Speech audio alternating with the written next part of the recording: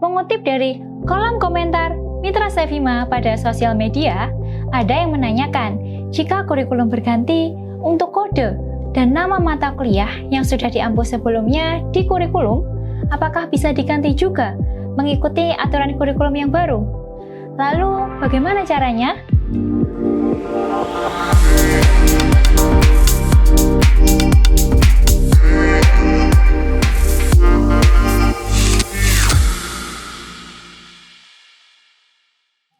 Halo Bapak Ibu, berjumpa lagi dengan saya Sasna di Expert Class Operator.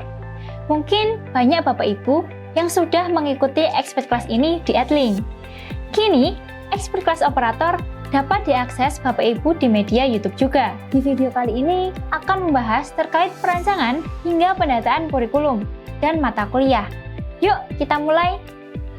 Sebelum masuk ke cara pendataan kurikulum dan mata kuliah di Neofeeder, alangkah lebih baik jika kita memahami dahulu apa yang dimaksud kurikulum, mata kuliah, dan rencana pembelajaran semester atau RPS. Kita bahas terlebih dahulu tentang kurikulum.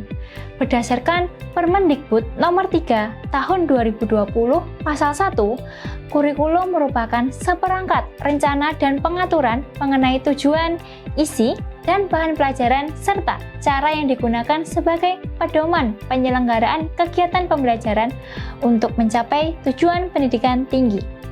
Kurikulum memiliki siklus mulai dari tahapan analisis, perancangan, pengembangan, pelaksanaan, evaluasi, dan tindak lanjut perbaikan. Siklus kurikulum ini berjalan untuk menghasilkan lulusan sesuai dengan CPL atau capaian pembelajaran lulusan pada prodi yang telah ditetapkan. Dalam membentuk kurikulum, berikut tahapan perancangannya. Yang pertama, menentukan dahulu. Nantinya akan menghasilkan profil lulusan yang seperti apa. Dengan menganalisa kebutuhan. Misalnya, seperti kebutuhan industri dan juga kajian IPTEX. Tujuannya agar dapat menyediakan pendidikan yang relevan dan menghasilkan lulusan mahasiswa yang siap menghadapi tuntutan dunia kerja yang terus berkembang. Jika profil lulusan sudah ditetapkan, akan terbentuk yang namanya CPL atau capaian pembelajaran lulusan per prodi. Pembentukan ini melibatkan tim pengembang kurikulum prodi dan juga semua dosen. Memasuki tahapan kedua, dari CPL yang telah terbuat, terbentuklah mata kuliah yang mengandung unsur pengetahuan, keterampilan, dan sikap, beserta besaran SKS-nya yang akan diajarkan kepada mahasiswa di masing-masing prodi.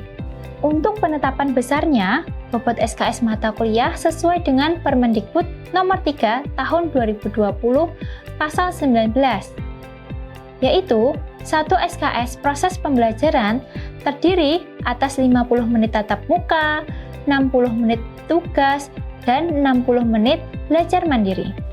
Tahap yang ketiga, dari mata kuliah yang sudah terbentuk, selanjutnya akan dibagi per semester dengan mempertimbangkan beban belajar mahasiswa secara normal, yaitu antara 8-10 jam per hari per minggu yang setara dengan beban 17-21 SKS per semester.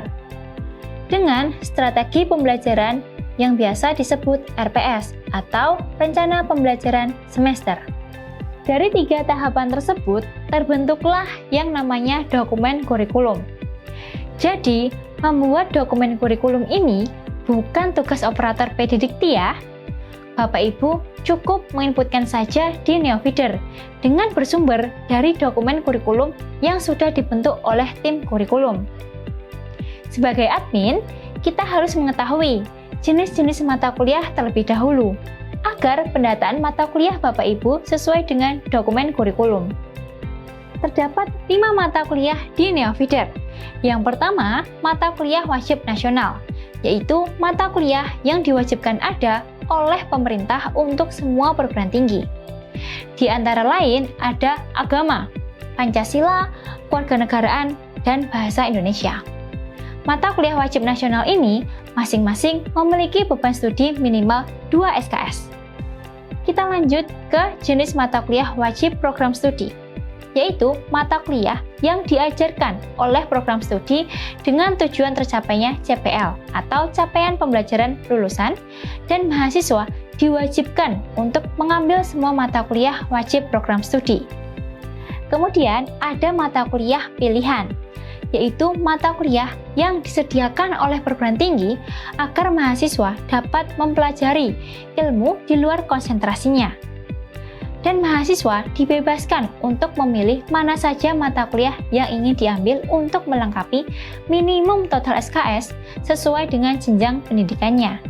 Selanjutnya ada mata kuliah peminatan, yaitu mata kuliah yang sesuai dengan konsentrasi dari suatu program studi. Yang terakhir ada mata kuliah tugas akhir atau skripsi atau tesis atau disertasi, yaitu mata kuliah yang akan diambil oleh mahasiswa pada semester akhir, yang bertujuan untuk pembuktian atas materi yang telah didapatkan selama menjalani masa studi dengan hasil berupa proposal. Untuk mendatakan kurikulum pada Neofeeder, kita mulai dari mendatakan mata kuliahnya dahulu ya. Untuk menambah data mata kuliah, setelah Bapak Ibu berhasil login, kita ke menu perkuliahan, kemudian mata kuliah. Cari tombol tambah. Terdapat poin penting yang harus diperhatikan pada saat input data mata kuliah, yaitu kolom yang berbintang merah, artinya kolom tersebut wajib diisi. Kolom jenis mata kuliah, pilih jenis mata kuliah sesuai dengan penjelasan sebelumnya ya. Misalnya, nama mata kuliahnya adalah Pancasila, maka jenis mata kuliahnya adalah wajib nasional. Kolom bobot mata kuliah. Jika mata kuliahnya ada tatap muka dan praktikum dengan pembagian SKS yang sama, maka bisa dipecah. Contohnya, mata kuliah algoritma dan pemrograman yang memiliki bobot 2 SKS. Maka untuk bobot tatap muka diisi 1 SKS dan bobot praktikum diisi 1 SKS. Jika semua kolom sudah diisi, jangan lupa disimpan ya Bapak Ibu. Selanjutnya, kita input data kurikulum dan juga memasukkan mata kuliah yang sudah dibuat ke dalam kurikulum beserta data RPS-nya di Neofeeder. Yuk kita praktikan. Untuk menambah data kurikulum, menunya masih di perkuliahan, kemudian kurikulum. Kemudian cari tombol tambah. Selanjutnya akan tampil kolom-kolom yang Bapak Ibu harus isi. Terdapat poin penting yang harus diperhatikan saat input data kurikulum, yaitu kolom yang bertanda bintang artinya kolom tersebut wajib untuk diisi. Kolom jumlah SKS, ini Bapak Ibu tidak perlu mengisi karena kolom ini akan otomatis menghitung dari jumlah SKS mata kuliah pilihan ditambah dengan jumlah SKS mata kuliah wajib. Kolom mulai berlaku. Ini dicocokkan dengan semester mulai berlakunya kurikulum pada program studi.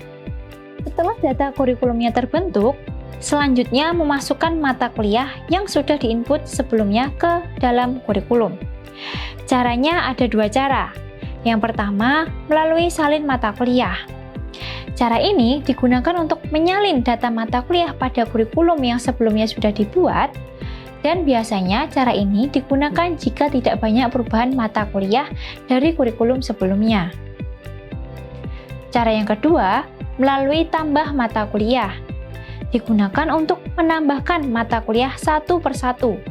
Biasanya cara ini digunakan ketika banyak mata kuliah yang baru dibuat.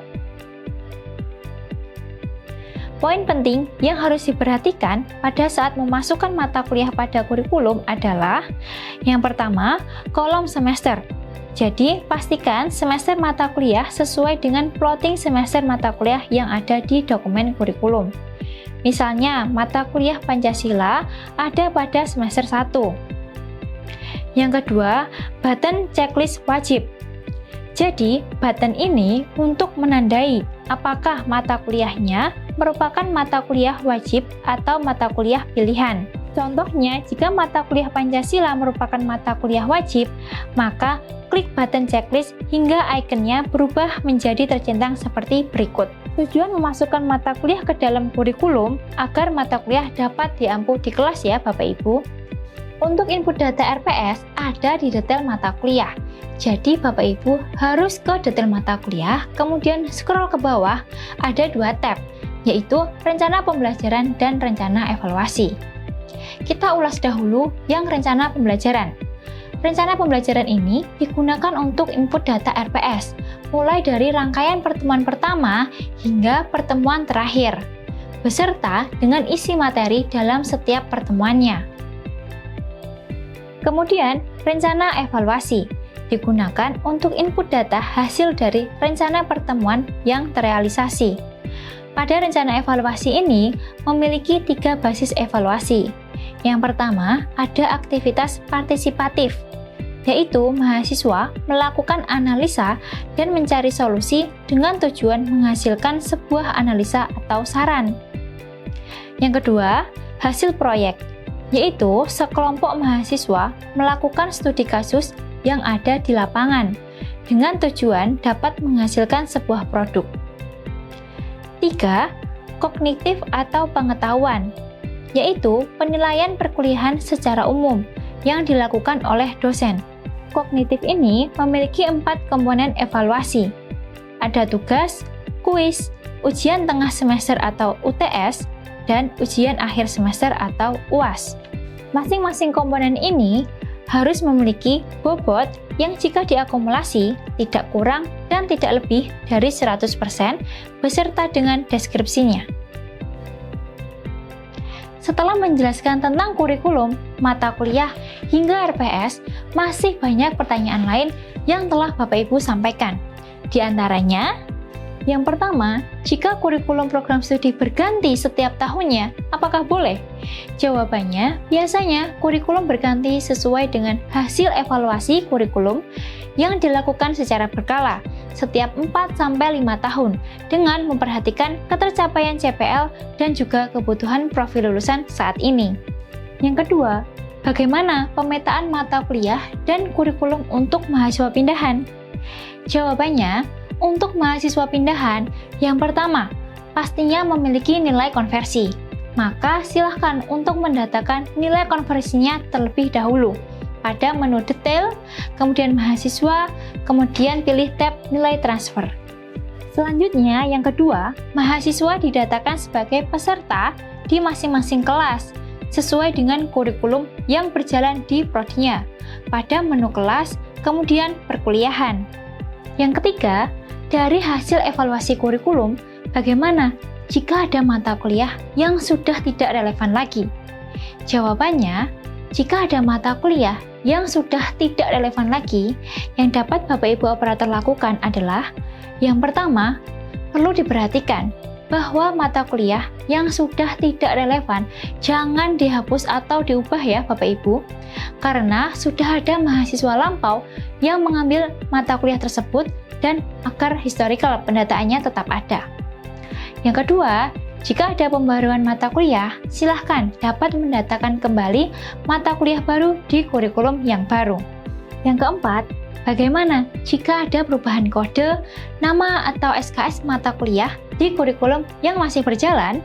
Jawabannya, jika terdapat perubahan pada mata kuliah dalam bentuk apapun, termasuk kode, nama, atau SKS, sebaiknya dilakukan pada kurikulum baru, terutama jika perubahannya pada SKS. Karena jika SKS-nya berubah, pasti ada matriks CPL yang berubah, serta supaya pendataan akademik mudah dan ada riwayat mata kuliah yang sebelumnya. Yang kelima, untuk mata kuliah wajib nasional atau mata kuliah dasar umum, disingkat MKDU, wajib dibuat masing-masing di setiap prodi. Jawabannya, mata kuliah dasar umum atau MKDU cukup didatakan pada salah satu prodi saja. Untuk prodi lain, cukup menambahkan mata kuliah tersebut pada kurikulumnya. Contohnya, terdapat 3 prodi, yaitu S1 Manajemen, S1 Akuntansi, dan S1 Komunikasi. Untuk mata kuliah Bahasa Indonesia, didatakan pada prodi S1 Manajemen. Kemudian, untuk prodi S1 Akuntansi dan S1 Komunikasi juga ingin menggunakan mata kuliah tersebut, maka ditambahkan saja langsung pada kurikulum di masing-masing prodinya. Yang keenam, Berapa kali pertemuan atau minggu dalam satu semester? Dan apakah realisasinya harus sesuai dengan perencanaannya? Jawabannya, berdasarkan Permendikbud nomor 3 tahun 2020 pasal 16 ayat 2 menyatakan bahwa proses pembelajaran efektif paling sedikit yaitu 16 minggu, termasuk UTS dan UAS. Dan tentu bisa tidak sama antara rencana dan realisasi, tapi sangat disarankan untuk sama karena itu menentukan apakah perencanaan perkuliahan yang sudah dibentuk sudah bagus. Ikuti terus episode Expert Class Operator selanjutnya dengan tema KRS. Jangan lupa untuk like, komen, dan share. Semangat terus pejuang Pedidikti! Sevima, educational platform for universities.